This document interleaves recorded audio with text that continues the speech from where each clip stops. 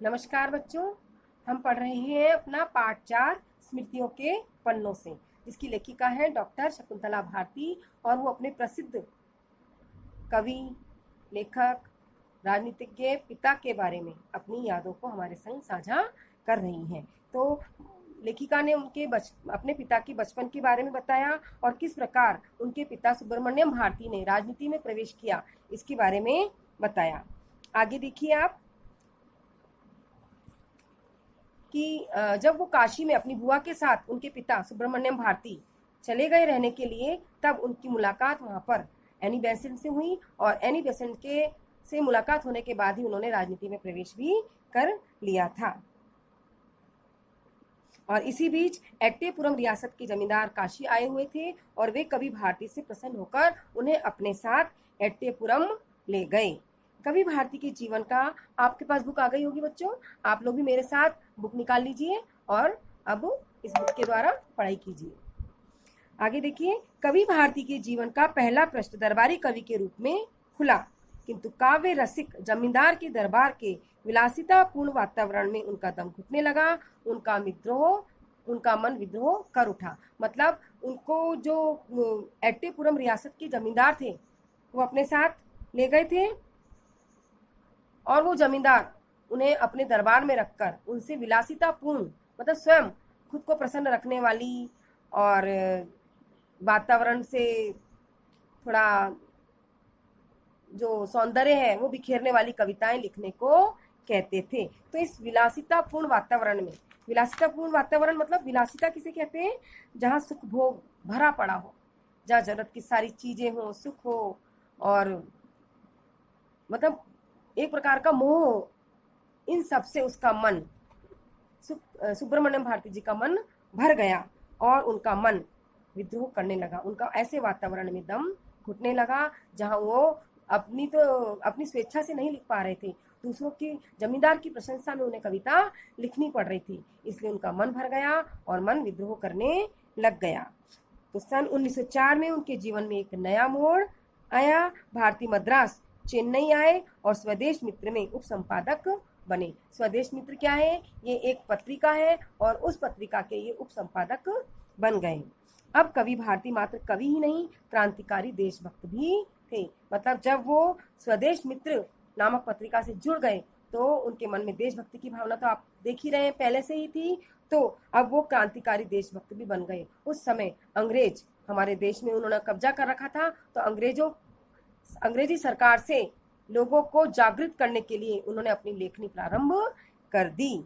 उनका प्रखर व्यक्तित्व एवं प्रभावशाली लेखनी पत्रिका जगत में खुलकर अपनी करामात दिखाने लगी। मतलब अब उन्होंने, क्योंकि वो प्रखर व्यक्तित्व के धनी तो थे ही थे, मतलब बहुत तेज व्यक्तित्व के धनी थे, उनके अंदर बहुत बुद्धि थी, तो उन्होंने अपना सारा प्रभाव अपनी लेखनी में दिखाया, मतलब अपने लेख में दिखाया और उन्होंने खुलकर लोगों को जागृत करना, अंग्रेजों के खिलाफ जागृत करना प्रारंभ कर दिया। उनके लेखों ने तमिल गद्य की शैली में युगांतकारी परिवर्तन किया। मतलब उन्होंने लोगों को जागृत करने के लिए एक ऐसी क्रांति चलाई कि सब और देशभक्ति की भावना जगने लग गई। वो तमिल में लिखा करते थे। पाठक मुग्ध हो उठे, उनकी कीर्ति बढ़ने लगी। मतलब जो भी उनकी कविताओं को पढ़ता, उनके लेख को पढ़ता, वो बहुत खुश हो जाता। इस प्रकार उनकी कीर्ति यानी उनकी प्रसिद्धि बढ़ने लगी। लेकिन अपने क्रांतिकारी विचारों के कारण वे पुलिस की नजरों में खटकने लगे, क्योंकि उनके विचार परिवर्तन, उस समय का जो दौर था जहां देश में आजादी के लिए संघर्ष हो रहा था, ऐसे में वो लोगों के मन में क्रांति की भावना जगा रहे थे, तो इसलिए वो अंग्रेज पुलिस की आंखों में खटकने लगे। भारतीय उस समय के प्रसिद्ध राजनीतिक समाचार पत्र इंडिया के संपादक बन गए और उस समय वो प्रसिद्ध समाचार पत्रिका निकलती थी इंडिया, उस इंडिया के संपादक भी बन गए।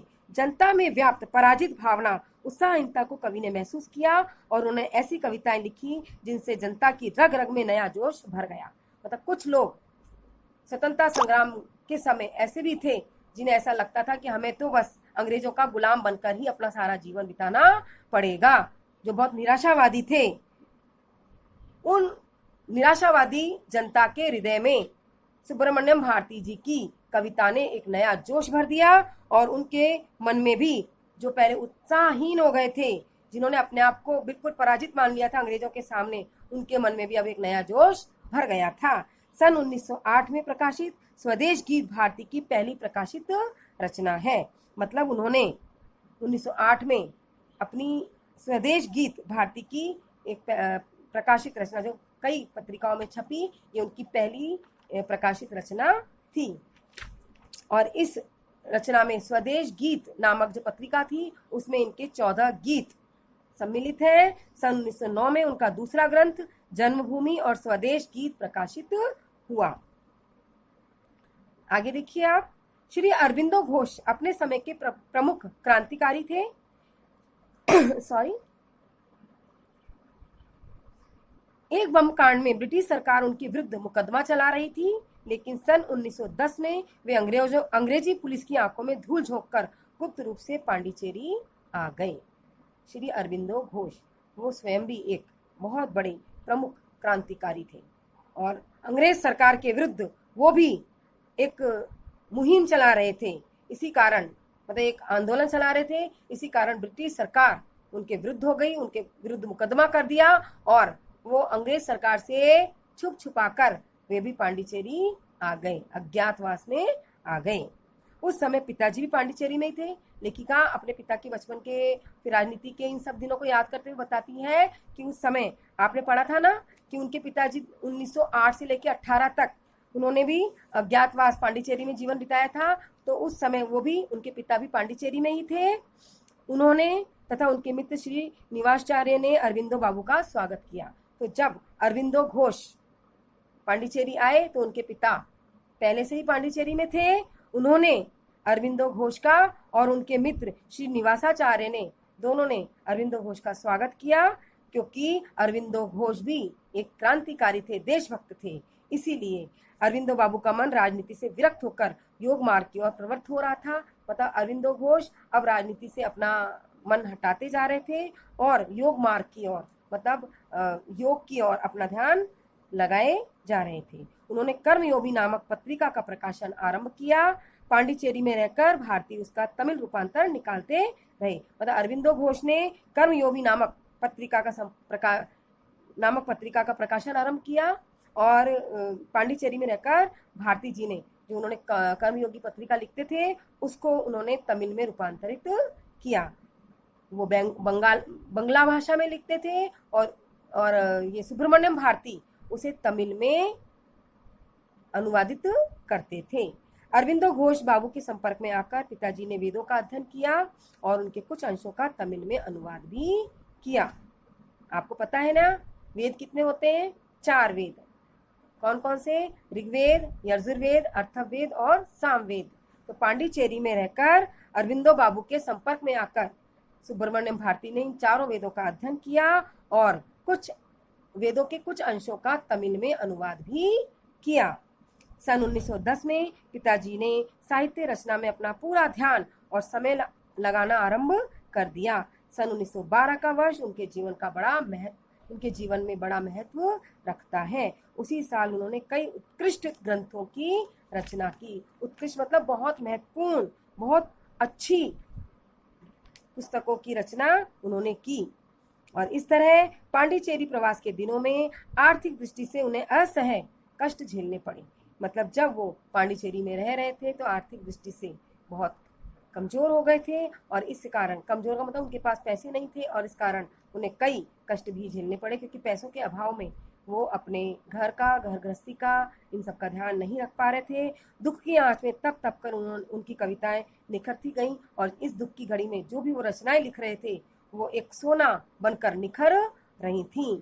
उनके गीतों में प्राणों को स्पंदित करने वाला जोश और आकुलतापूर्ण भावुकता थी। प्राणों को जोश करने वाला मतलब एक प्रकार का ऐसी कविताओं की रचना करने लगे थे इस दुख की घड़ी में, जो सुनकर देशभक्तों के अंदर देशभक्ति की भावना जगा देती थी। ऐसी देशभक्ति की कविताएं सुनकर लोग कांपने लगते थे। उनकी कविताओं में बहुत व्याकुलता और भावुकता भरी होती थी। वे पाठकों और श्रोताओं को मंत्रमुग्ध कर देती थी। मतलब जो भी उनकी कविताओं को सुनता या पढ़ता वो खुश हो जाता, मंत्रमुग्ध हो जाता। तो बच्चों अब आगे की जो इसके बारे में, स्मृतियों के पन्नों के बारे में इनकी पुत्री डॉक्टर शकुंतला भारती ने कहा, इसे हम अगले वीडियो में पढ़ेंगे। पाठ बहुत बड़ा है, आप भी इसे एक बार रीडिंग लगा लीजिएगा। नमस्कार।